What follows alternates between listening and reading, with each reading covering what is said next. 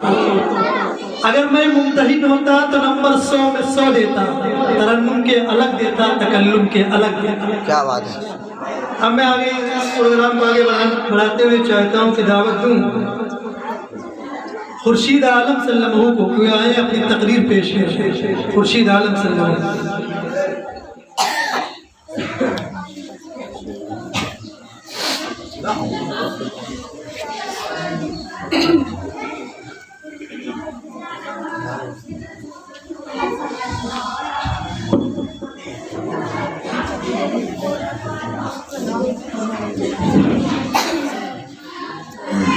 السلام علیکم ورحمۃ اللہ وبرکاتہ۔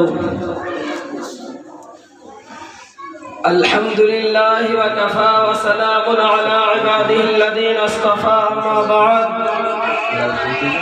فقد قال اللہ تبارک وتعالی فی القرآن المجید والفرقان الحمید، اعوذ باللہ من الشیطان الرجیم، بسم اللہ الرحمن الرحیم، انما یخشی اللہ من عباده العلماء، ان اللہ عزیز غفور، صدق اللہ العظیم۔ حلق پر تیغ رہے سینوں پہ جلاد رہے، حلق پر تیغ رہے سینوں پہ جلاد رہے، لب پہ تیرا کلمہ اور دل میں تیری یاد رہے۔ جناب صدر و محترم اور عزیز دوستو، جنگ آزادی کی پوری 200 سالہ تاریخ ہے، اور اس 200 سال کی جنگ آزادی میں جنہوں نے بڑھ چڑھ کر حصہ لیا ہے، جن کا قائدانہ کردار رہا ہے، جنہوں نے اہم رول ادا کیا ہے، جنہوں نے اس ملک کے لیے گردنیں کٹائی ہے، جنہوں نے اس ملک کے لیے خون بہایا ہے، جنہوں نے اس ملک کے لیے اپنی بیویوں کو بیوہ اور بچوں کو یتیم کیا ہے، وہ اس ملک کے مسلمان اور خاص طور پر علماء کرام ہیں۔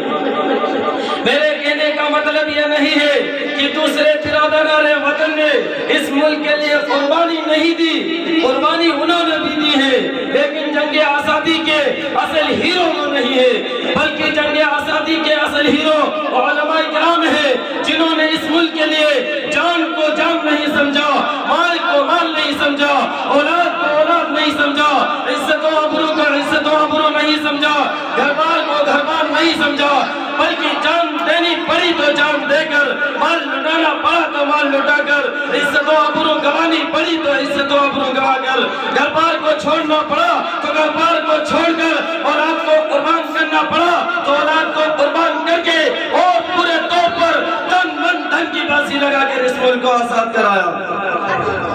جنگ آزادی کی شروعات اس وقت سے ہوتی ہے جب سن 1757 کے اندر پلاسی کے میدان میں عظیم مرد مجاہد شیر بنگال نواب سراج الدولہ نے انگریز کے خلاف لڑتے ہوئے ایک جوانی کے عالم میں جنگ شہادت نوش کیا تھا۔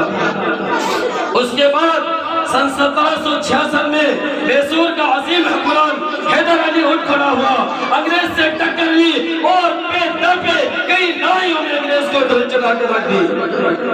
اس کے بعد سن 1782 میں حیدر علی کا انتقال ہو گیا تو ان کے شیر دل بیٹے عظیم مرد مجاہد جلیل القدر عالم دین شیر میسور ٹیپو سلطان کو کمان سواری اور انگریز کے خلاف ایک آئینی دیوار بن کے کھڑا ہو گیا اور پوری قوت کے ساتھ انگریز کو اس ملک سے نکالنے کی کوشش کی۔ لیکن سن 1799 میں میر صادق اور میر جعفر جیسے، میر معین الدین جیسے غداروں کی غداری کی وجہ سے انگریز نے سلطنت میسور پر حملہ کر دیا اور میسور کے دارالسلطنت سرندہ پٹم کے قلعے کو چاروں طرف سے گھیر لیا۔ جب انگریز نے قلعے کو چاروں طرف سے گھیر لیا تو کسی نے ٹیپو سلطان کو مشورہ دیا کہ سلطان انگریز کی فوج بہت زیادہ ہے اور انگریز کے اسلحہ بھی مضبوط ہے، اس لیے بہتر ہے کہ انگریز کے سامنے گھٹنے ٹیک دیا جائے اور انگریز کی حکمرانی تسلیم کر لی جائے۔ لیکن قربان جائے ٹیپو سلطان پر جب اس کو یہ مشورہ دیا گیا تو اس نے کیا بہترین جملہ ارشاد فرمایا تھا، جس کے ایک ایک لفظ سے بہادری ٹپکتی ہے، جس کے ایک ایک حرف سے ہمت اور جوابردہی ظاہر ہوتی ہے۔ ٹیپو سلطان نے کہا کہ وہ لوگوں تم مجھے مشورہ دے رہے ہو کہ میں انگریز کے سامنے گھٹنے ٹیک دوں تو غور سے سن لو، شیر کی ایک دن کی زندگی ایدر کی 100 سال کی زندگی سے بہتر ہوتی۔ ایک ایکڑ میدان میں نکلے، ہاتھ میں جو تلوار تھی لڑتے لڑتے وہ تلوار بھی ٹوٹ گئی، آخر جانا شہادت نوش کر کے ایک پیغام دے دیا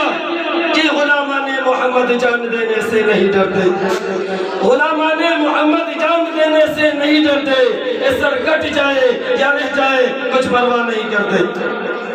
جب تک ٹیپو سلطان علیہ رحمت زندہ تھے کسی انگریز کے اندر اتنی ہمت نہیں تھی کہ وہ ہندوستان کو اپنا ملک کہہ سکتا، لیکن جب ٹیپو شہید ہو گئے تو انگریز اکثر نے ان کی لاش کے پاس کھڑے ہو کر کہا تھا کہ آج سے ہندوستان ہمارا ہے، آج سے ہندوستان ہمارا ہے۔ سن 1799 میں ٹیپو سلطان کی شہادت ہوئی اور سن 1803 کے اندر انگریز نے دلی میں پہنچ کر اعلان کیا کہ خلق خدا کی ملک بادشاہ کا، لیکن آج سے حکم ہمارا چلے گا، حکم انگریز کا چلے گا۔ جس دن انگریز نے اعلان کیا اسی دن ایک عظیم مرد مجاہد علماء دیوبند کے شیخ عظیم محدث جلیل القدر مفسر شاہ ولی اللہ علیہ رحمہ کے بڑے بیٹے شاہ عبدالعزیز علیہ رحمہ نے ایک فتویٰ جاری کیا کہ آج سے ہمارا ملک ہندوستان غلام ہو گیا اور ہر مسلمان پر فرض ہے کہ وہ انگریز سے جہاد کرے اور ہندوستان کو آزاد کرائے۔ حضرت شاہ عبدالعزیز علیہ رحمہ نے یہ فتویٰ جاری کیا اور صرف فتویٰ ہی جاری نہیں کیا بلکہ اس کے لیے عملی قدم بھی اٹھایا۔ چنانچہ اپنے مرید خاص سید احمد شہید علیہ رحمہ اور شاہ عبدالعزیز علیہ رحمہ کو جنگ آزادی کے لیے تیار کیا۔ پھر ان دونوں بزرگوں نے شاہ اسماعیل شہید علیہ رحمہ سید احمد شہید علیہ رحمہ نے ملک کے کونے کونے کا دورہ کیا، ملک کے کوشے کوشے میں جا کے تقریریں کی اور مجاہدین کی ایک ایسی جماعت تیار کی جو ہندوستان پر اپنا تن من دھن اور اپنا جان و مال لٹانے کے لیے تیار تھی۔ اس کے بعد جنگ آزادی کی تیاری کے لیے، جہاد آزادی کی تیاری کے لیے ہندوستان سے ہجرت کی اور افغانستان پہنچے۔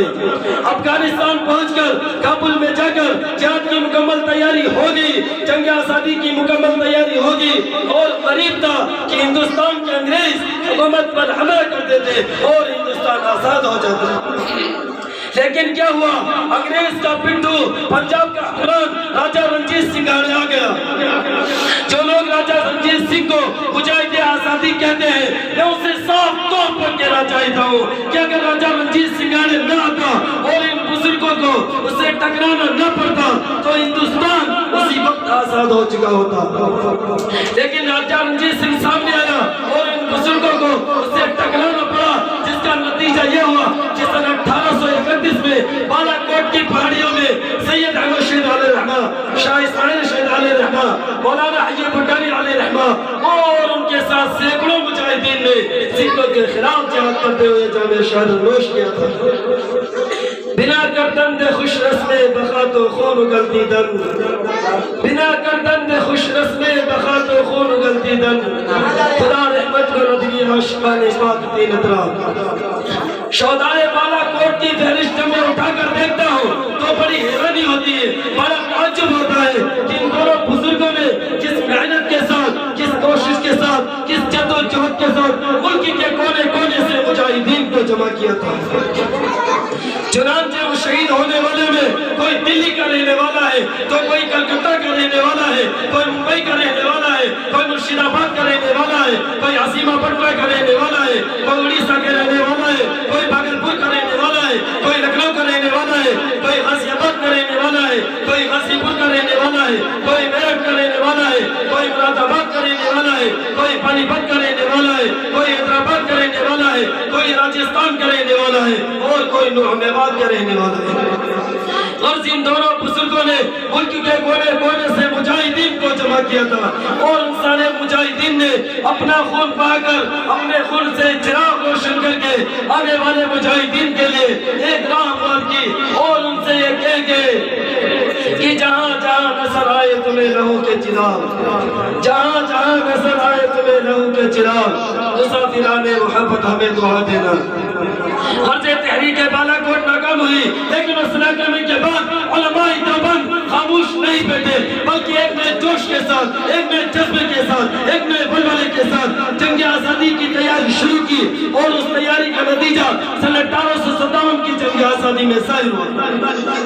سن 1857 میں جو جنگ آزادی لڑی گئی، اس جنگ آزادی میں مسلمانوں کے ساتھ غیر مسلم بھی شریک تھے،